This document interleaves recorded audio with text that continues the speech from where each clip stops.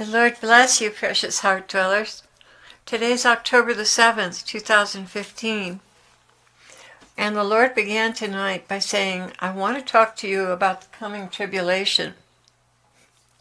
In all of history, there will never again, nor has there been before, a time such as this. Men will be at their wits' end trying to figure out what to do next. Nothing will make sense to them, and everything will be topsy-turvy. I am trying to prepare now those who will be left behind. There's no sense to accumulating wealth, position, and power, because everything will be scrambled and reorganized based on loyalty to the New World Order. Any Christian right now that is posturing for higher positions is going to hit a brick wall after the rapture. There's no need to be alarmed, just informed. Those who are left behind will have to switch their priorities from making money to surviving. And I don't mean surviving physically alone. Yes, survival must also be spiritual, understanding and being sensitive to the movement of my spirit. It is by my spirit alone that protection will be rendered to those left behind. Nothing of man's design will bring peace for families. Only my ability to save and protect will be found effective. Witness Ruby Ridge.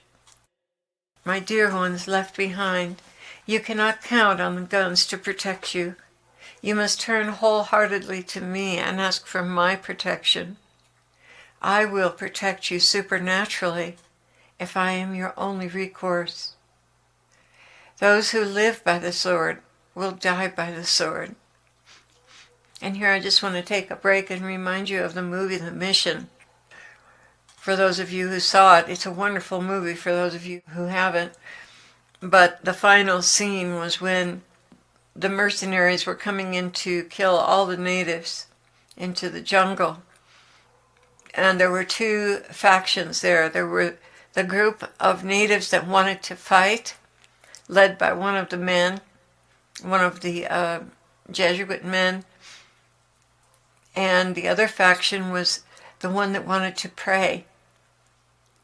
And I won't tell you what happens at the end, but let's just say that it becomes obvious that the ones who prayed had a better ending than the ones that didn't, and just came against them with guns and so on. Here the Lord continues, but I have prepared an army of men and women to recover this country from the enemy. They will swing into action and have an active part in taking ground away from the order. Never since the history of man has there been such a time as what is coming, and never since the history of man has my protection been as strong as it will be. But there are certain rules you must live by. Honesty is first and foremost. Vigilance over your own sins and bad example. The devils are clever, and they know how to provoke a soul to cause a breach in their covering. Charity, humility, and patience also score high on the list of things targeted and necessary to maintain my protection. Come to me immediately when you fall. Don't waste a moment. Make a sincere confession and renounce that sin. I will then restore your covering and add to it protection and the grace to not repeat those sins. I have already taught you about judging others. The quickest way to lose your covering is to slander, calumniate, or gossip about another. Not only will the enemy use this to divide and conquer, he will use it to make you vulnerable to attack. The more key your position is, the more careful you will have to be about your heart attitude. Never disparage anyone who is sick or weak. Their prayers are essential and extremely important. And we found that to be true in our mission, that the prayers of the elderly and infirm really bring about some amazing results.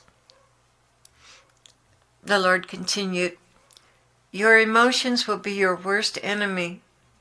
Sleep will be very important because of the stress you are under. It will quickly deplete your clarity of thinking and energy. This will be a time of survival techniques, especially spiritual survival techniques.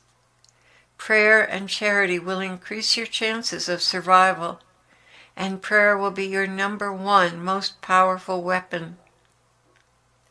The enemy is very sly, and he will insinuate many things to turn you against each other.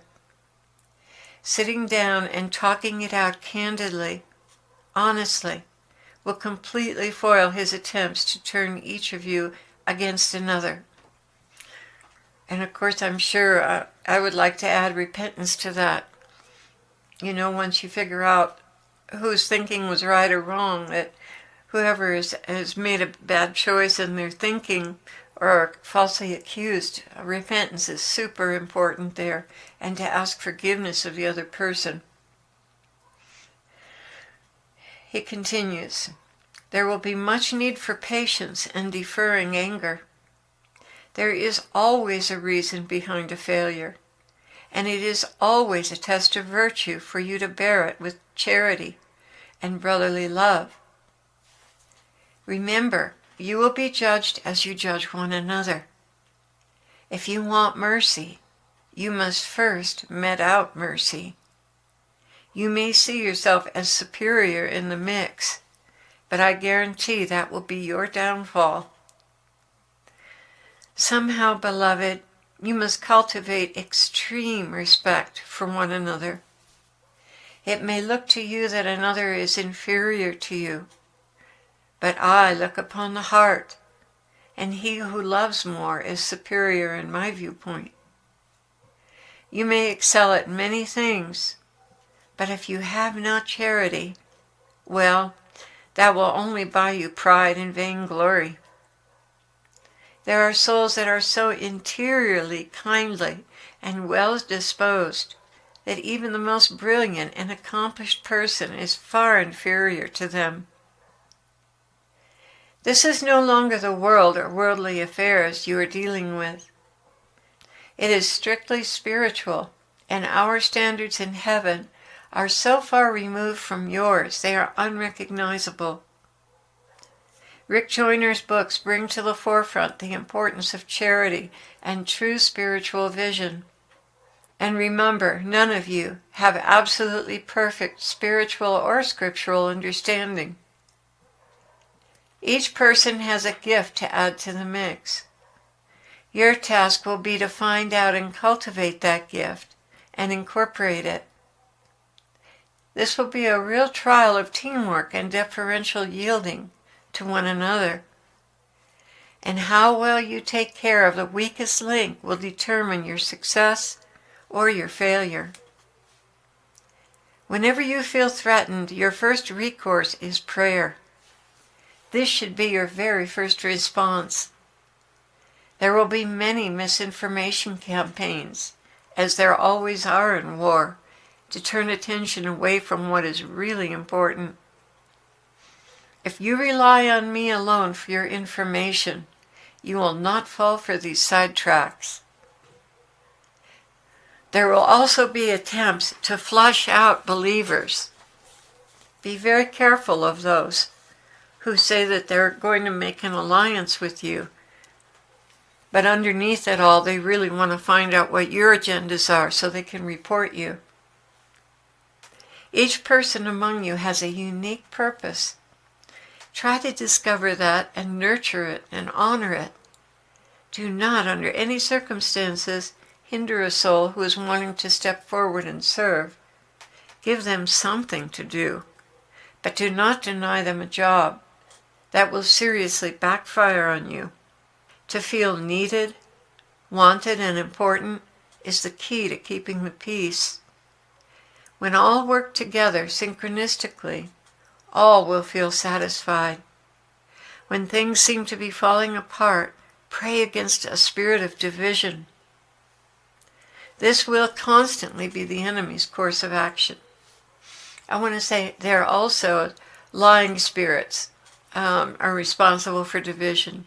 Lying spirits, beguiling spirits, spirits of division, miscommunication, twisting communication, all of that is involved in that dynamic of division.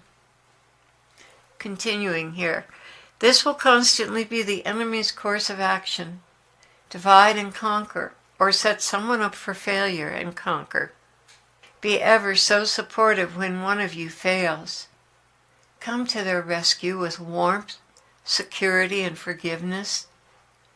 Reacting in anger will only empower the demons to cause dissent and dissatisfaction, which will gnaw away at the hearts of some until there's a strong current of mutiny and division.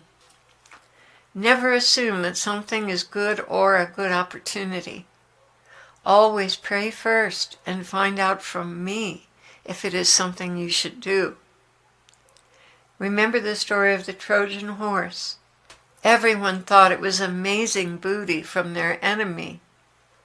But once they pulled it inside the citadel, its true intention became clear as armed soldiers piled out and took the city by surprise.